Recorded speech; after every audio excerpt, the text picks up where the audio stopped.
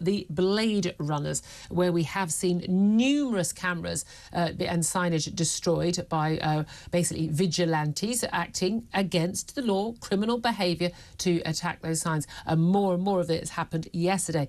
Well, let's talk to one of those, the Blade Runners campaign director, who styles himself as Captain Gatso, who joins us on the phone right now. Good morning to you, Captain Gatso. Good morning, Julia. Thank you very much indeed for joining us. Now, I have to make it very, very clear, what you are doing and what the people you work with are doing is criminal activity. How do you justify destroying cameras, destroying signs and all the like, and acting illegally? It's unpaid voluntary work for the community, Julia. Let's be under no illusions. It's interesting to note, we're talking about the criminal damage aspect, but remember, there's been some legal cases, which means if the signs aren't correct, no signs, no fines. And this thing we're talking about is fairly London-centric. It's spreading like a cancer across the UK to a council or mayoralty near you. As far as I'm concerned, and others, if your car has got an MOT, it's passed the emissions test, and it covers it for the whole of the UK to transgress the whole of the UK as you wish. And you haven't got to worry about an app or paying a different fiefdom, in this case London's mayor. If you cross the border of the M25, carry on your way, drive across the country. Where's Keir Starmer on this?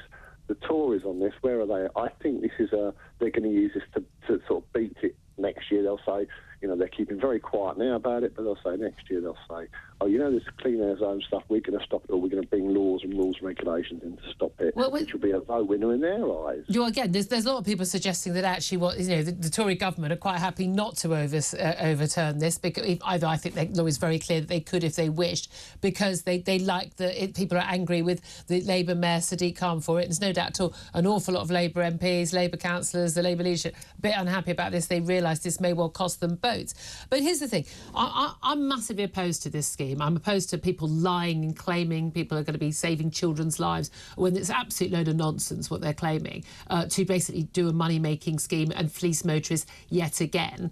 I don't even approve of the scrappage scheme. I don't think we should be using taxpayers' money to take perfectly good vehicles off the road. But I don't think we should commit criminal acts to do that, as much as I and many people, including even actually former Tory party leader Sir Ian Duncan-Smith, who said he backs the Blade Runners vandalising ULEZ cameras, he says. Ian Duncan-Smith, we salute Ian Duncan-Smith, he was an ex-serving member of the British Forces.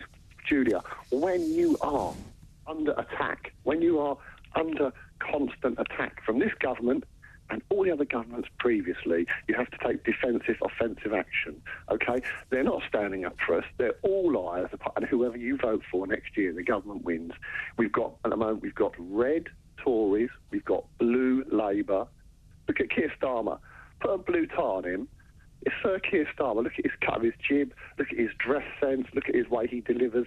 He could be a bloody David Cameron Mark II. This is just we're going like a Tony Blair thing, 97. He's trying to, look and model. OK, himself. yeah, you could disagree. Look, I've got as many complaints about the different parties as you have.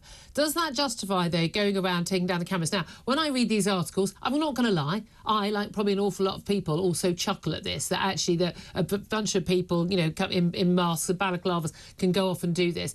But I don't endorse people breaking the law. Aren't there better ways of tackling this issue than breaking the cameras? Because all they're going to do is replace the cameras, repair the cameras. That's going to cost taxpayers even more money. We'll pay more tax to repair the damage you've done. That's not going to stop them doing the policy. Julia, we've dumped a lovely caravan, an anti-ULEZ caravan, outside Khan's house at the weekend, OK? Didn't much traction in the press, but it's outside his house, it's all clamped up, you can't move it, it says no to ULEZ, etc., etc., FC UK, Mr Khan, blah, blah, blah.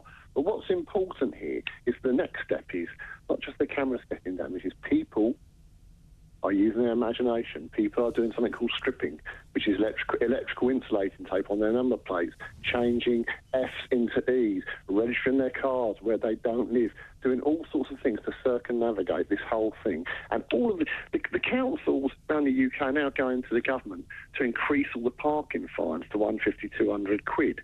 it's just got to a stage where the only person who in this country is feeling the long arm of the law, punishment and consequences, is the motorist. It's high time we fought back. Let's have a National No Number Plates Day. Let's do stuff to mitigate all the attacks on our purses and wallets. I think, look, there'll be people right now, you know, putting down their cups of tea and coffee and cheering you on because they do feel like there is a war on the motorists. We were asking people about that on the show yesterday. That actually, again and again, first thing, first conversation is, right, how much more can we get out of motorists? Always, let's go for the drivers. No matter what, they'll always end up paying. Even the people who are driving electric cars right now think, oh, I'm paying really low residence charge, I'm paying really low, you know, don't pay congestion charge and things. They will in a few years, and they're fools for thinking that they won't. But again, is this the way to do it? Is this the right way to do it? Because all the things you talked about, the stripping and all of that, I'd be surprised if those aren't criminal actions.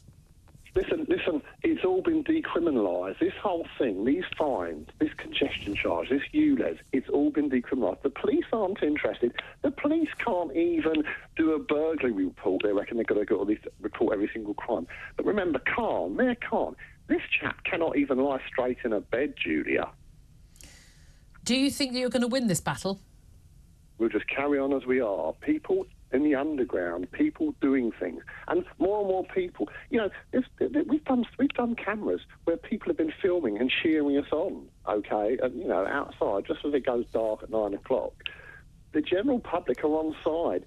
You sound like you're on side. Ian Duncan Smith is on side. Other MPs, we understand, are on side. They hate Khan. They hate all this crap. We hate all this crap, and this will spread to every Bristol, Birmingham, Manchester, Aberdeen. Aberdeen is by the bloody sea, Julia, the North Sea. The wind comes across from Europe. They want to put a congestion clean zone in Aberdeen. No, we say enough. And people shouldn't have to worry about apps and paying different boards and fiefdoms when they transgress. All right, I really appreciate you joining us. Captain Gatso, he's the Blade Runners campaign director. He's put his arguments. As I say, we don't hear at talk, we're not endorsing anybody committing criminal activity, but interestingly, he has been endorsed by the likes of Tory MP, former Tory leader Sir Ian Duncan Smith, saying he backs the Blade Runners. He says he usually prides himself on being tough on crime, but he said he was happy for the residents of his Chingford and Woodford Green constituency in North East London to destroy the cameras because they have been lied to.